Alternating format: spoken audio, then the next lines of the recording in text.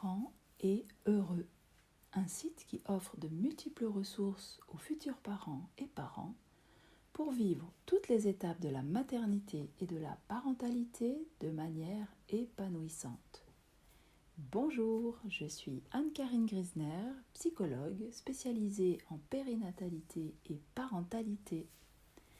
Et aujourd'hui, voici un podcast sur les clés pour prévenir et se sortir d'un burn-out parental. On reconnaît aujourd'hui le burn-out dans le cadre professionnel. Ce n'est que depuis peu que ce terme s'est vu associé à la sphère parentale. Rarement reconnu par les parents eux-mêmes, à cause des nouvelles normes et injonctions sociétales, il est pourtant bien réel avec des conséquences non négligeables. Il est plus que temps d'en parler et d'informer les futurs parents et professionnels. Voici un podcast qui présente le syndrome de burn-out parental ou également appelé en français épuisement parental.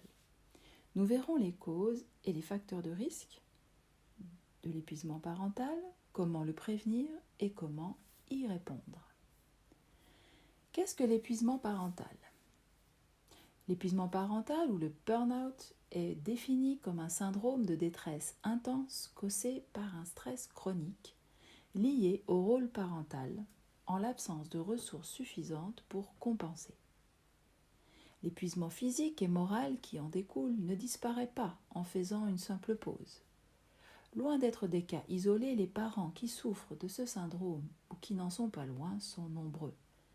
En effet, selon l'étude IFOP sur le burn-out maternel de Malo, 34% des mères se sentent concernées par le burn-out et 40% pour celles qui sont seules. L'étude dit aussi que 68% des mères se disent physiquement fatiguées et 57% des mères moralement épuisées. Même s'il touche davantage les mères, les pères sont de plus en plus concernés. Quels sont les symptômes de l'épuisement parental ? Il y a d'abord un épuisement physique et moral avec un sentiment de ne plus y arriver, une impression de survie. La vie parentale paraît insurmontable. Deuxièmement, il y a une sensation de saturation et de perte de plaisir dans son rôle de parent. Enfin, il y a une distanciation affective envers l'enfant qui permet aux parents une forme de protection. Le parent répond seulement aux besoins de base de son enfant et ce de manière peu impliquée émotionnellement, davantage comme un automate. Pour pouvoir dire qu'il s'agit d'un burn-out parental, il faut que ces symptômes durent dans le temps. En effet, tout parent peut ressentir un petit coup de mou ponctuel sans que cela soit associé à un burn-out. Cependant, il est important d'être attentif à ces symptômes qui peuvent apparaître petit à petit. À partir de quel âge de l'enfant un parent peut-il être en burn-out parental ? Il n'y a pas de moment précis pour voir apparaître les signes d'un burn-out parental. Selon les situations, ils peuvent arriver dès les premières semaines de vie du bébé, durant la première année, mais aussi beaucoup plus tard. Parfois dès le premier enfant et d'autres fois avec l'arrivée du ou des enfants suivants. Quelle est la différence entre un burn-out parental, le baby blues et la dépression postnatale ? Le baby blues est une manifestation émotionnelle de la femme qui vient d'accoucher, le plus souvent des pleurs qui durent quelques jours seulement. Il est expliqué par une hypersensibilité liée à sa situation hormonale qui exacerbe son ressenti et la rend plus vulnérable face aux événements perturbants qu'elle peut rencontrer. Le baby blues ne dure que quelques jours. La dépression postnatale, elle apparaît toujours au cours de la première année de l'enfant, pas au-delà. L'état dépressif va toucher tous les domaines de la vie de la mère, c'est-à-dire que cette pathologie va l'empêcher de reprendre son travail ou de reprendre des activités de loisirs, contrairement au burn-out parental, où le parent peut reprendre son travail avec soulagement et se ressourcer en revoyant des amis. La dépression postnatale se traduit le plus souvent par une intense anxiété, une difficulté à créer un lien d'attachement avec son bébé, des doutes quant à sa capacité à prendre soin de lui avec un fort sentiment de dévalorisation et de culpabilité. Quelles sont les conséquences de l'épuisement parental sur les parents et les enfants ?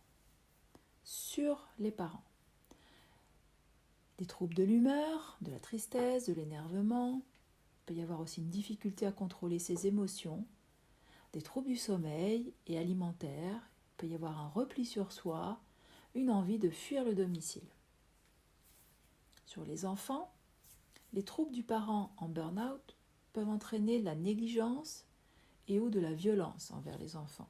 Ils peuvent alors développer des troubles anxieux, des troubles de l'alimentation et du comportement. Dans une moindre mesure, le parent peut investir dans les interactions avec l'enfant et faisant le minimum pour peut créer un sentiment de dévalorisation, de culpabilité, d'abandon chez celui-ci.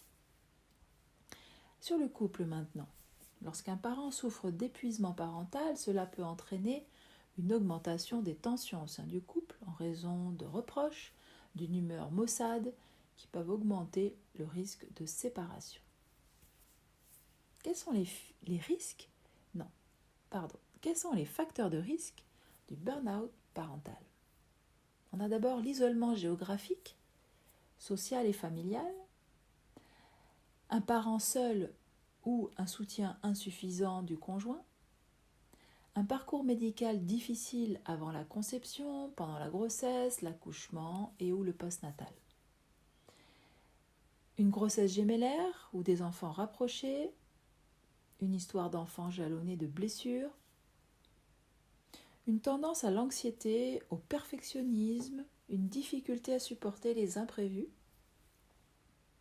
un sentiment d'échec dans le parcours de parentalité, comme ne pas avoir accouché de la façon qui était prévue, comme la césarienne, ou alors un échec de l'allaitement, ou un bébé qui pleure beaucoup. Le proverbe africain selon lequel « il faut tout un village pour élever un enfant » met en évidence les difficultés rencontrées par les parents dans la vie moderne. L'évolution de la société a conduit à passer d'une cellule familiale élargie, avec plusieurs générations sous le même toit, et d'un tissage de liens sociaux très forts avec une vie de village, de communauté, qui constituait de véritables ressources pour les parents, à une unité familiale restreinte, avec 2 personnes, voire une seule, au domicile de l'enfant, et à la quasi-disparition des liens sociaux, puisque les membres d'une même famille ne vivent plus au même endroit, les femmes sont occupées par leur travail, les grands-mères travaillent souvent encore. Tout gérer seul ou même en couple est en réalité épuisant. Il y a aussi donc un parcours médical difficile. La longue attente, la peur de ne jamais avoir d'enfant et les inquiétudes médicales causées par un parcours de PMA, la perte d'une grossesse peuvent engendrer un stress après la naissance de l'enfant qui peut perdurer selon le niveau traumatique de l'expérience et créer une pression chez les parents de bien faire les choses, de protéger l'enfant au-delà de ce qui est nécessaire. Les vécus traumatiques en lien avec la grossesse et l'accouchement, comme un diagnostic au cours de la grossesse, une césarienne en urgence, une hospitalisation du nouveau-né, peuvent créer une image d'un bébé fragile, ce qui augmente le stress parental quotidien. Tous ces événements peuvent créer la croyance qu'il faut se soucier davantage de l'enfant, qu'il faut réparer quelque chose, lui donner encore et toujours plus d'attention et de protection. Et enfin, le dernier cas, une histoire d'enfant jalonnée de blessures. Lorsqu'un enfant arrive, cela peut raviver les souvenirs de notre propre histoire d'enfant. Si cette dernière a été marquée par des événements douloureux, les parents peuvent chercher à réparer leur histoire en donnant à leur enfant ce qu'ils n'ont pas eu. Toutefois, cela peut engendrer une pression constante, car cette quête de guérison est en réalité sans fin. Les parents se sentent alors obligés d'en faire toujours plus pour compenser leurs blessures. Quelles sont les causes de l'épuisement parental ? Ce stress chronique que l'on retrouve aussi dans le burn-out professionnel est causé par des demandes de la part de l'enfant ou perçues comme telles par les parents, trop nombreuses, exigeantes, parfois contradictoires, par rapport à ce que le parent peut répondre en termes de ressources personnelles. Mais d'où vient ce stress lié à la parentalité ? D'abord, des changements de société. La manière d'être parent a considérablement changé depuis les années 70 avec l'évolution des rôles des hommes et des femmes, les avancées de la psychologie de l'enfant, les nouvelles représentations de l'enfant et de sa place, ainsi que le rétrécissement de l'unité familiale, passant de la famille élargie au couple, voire à un seul parent. La pression sociale de réussite se manifeste aujourd'hui dans tous les domaines, y compris celui d'être parent. L'idéalisation élevée de la parentalité pousse certains parents à être excessifs dans leur quête de perfection.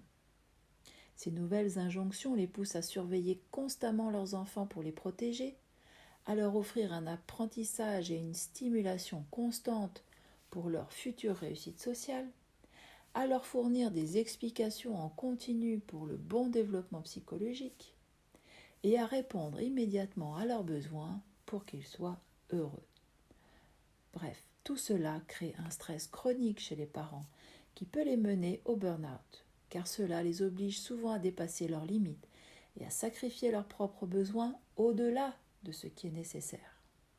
Il est important de rappeler que les parents doivent également gérer leur vie quotidienne et leur travail, qui peut être aussi source de stress. La pression sociale pèse sur de nombreux aspects de la parentalité, tels que la réussite future de l'enfant sur le plan scolaire, professionnel, sa santé et son bien-être. Les parents sont confrontés à des attentes élevées, comme assurer une alimentation saine, faire des choix écologiques pour le matériel de puériculture et pédagogique, éviter que l'enfant ne pleure, répondre à tous ses désirs et organiser une multitude d'activités ludiques et variées. Tout cela exige une grande quantité d'énergie pour l'organisation quotidienne.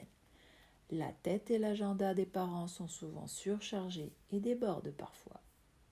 Le message implicite est qu'ils n'en font jamais assez. Cette pression les pousse à se dévouer sans relâche, à se surpasser et à mettre de côté leurs propres besoins. Les besoins de l'enfant ont pris le pas sur ceux des parents, ce qui peut mener certains d'entre eux à souffrir de burn-out.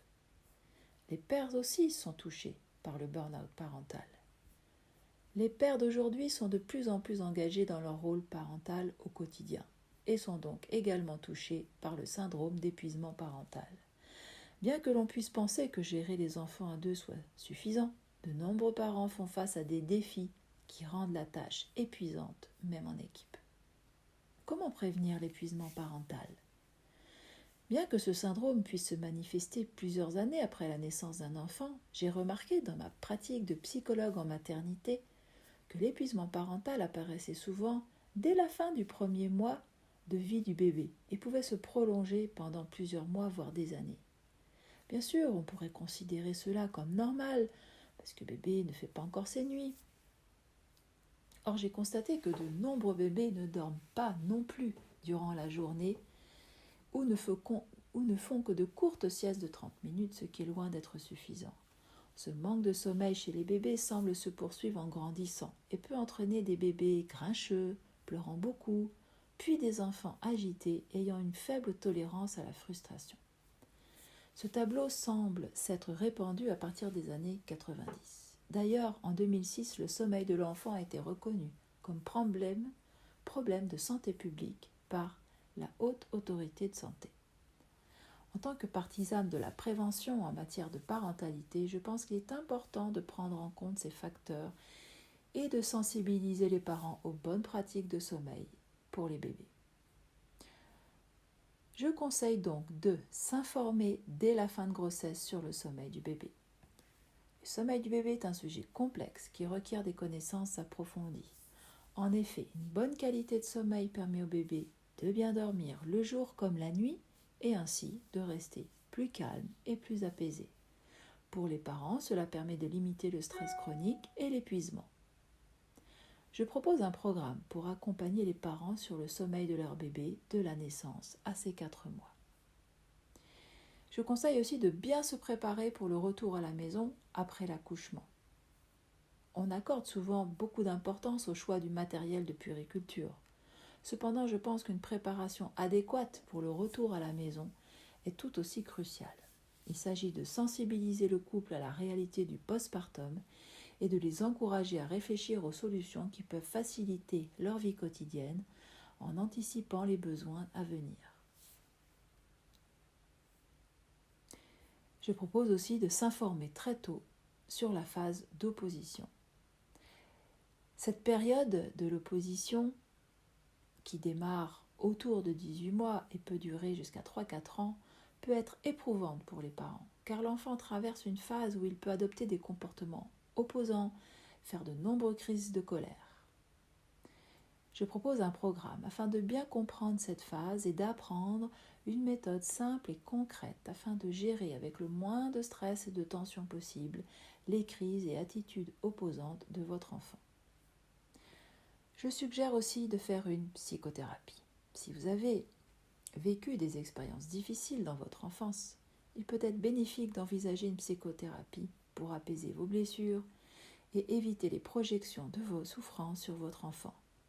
Cette démarche peut être entreprise à n'importe quel moment de votre parcours parental et vous aidera à prendre du recul, ainsi qu'à faire la distinction entre votre propre histoire de celle de votre enfant. Comment surmonter le burn-out parental ? D'abord, reconnaître l'épuisement. Quand on est déjà dans la phase du burn-out parental, la première étape consiste à reconnaître l'épuisement et se dire qu'il est légitime. On n'a pas besoin d'être épuisé pour être un bon parent. Et à l'inverse, on n'est pas un mauvais parent si on dit que l'on est épuisé et dépassé. Réfléchissez à ce qui vous fait du bien. Est-ce d'avoir des temps calmes, de voir des amis, de faire du sport, d'aller se promener en forêt ou simplement de lire tranquillement ? Osez demander de l'aide. Demandez à votre famille, à vos amis, qu'ils vous aident pour souffler un peu et vous reposer. Organisez des pauses, même courtes, mais régulières. Se rendre dans des lieux d'accueil parents-enfants. Vous trouverez les coordonnées en appelant votre PMI de secteur. Ces lieux sont de véritables ressources. Vous serez accueillis par des professionnels, parfois des parents, de manière informelle sur des temps de jeu de l'enfant. Ces rencontres permettent de sortir de l'isolement, de discuter, de voir que pour les autres parents ce n'est pas facile non plus, de sortir du face-à-face avec son enfant, de découvrir un nouveau lieu et de nouvelles activités pour l'enfant. Je conseille aussi d'être soutenu par un professionnel de la parentalité. Cela peut se faire par un ou une psychologue, mais sachez que de plus en plus de MJC proposent des groupes de soutien à la parentalité. Propose aussi de faire un suivi psychologique. Il peut être très utile de travailler sur ce que représente pour vous la parentalité, sur les blessures de votre enfance, sur le besoin de perfection et d'apprendre des outils pour mieux gérer votre stress. En conclusion, le syndrome de burn-out parental n'est pas une lubie, mais bien un état souffrant pour un grand nombre de parents qui nécessite un soutien et un accompagnement. Sortir du mythe de la parentalité comme étant un état de bonheur constant permettront aux parents de baisser les attentes qu'ils ont sur eux-mêmes et d'accepter d'être un parent suffisamment bon.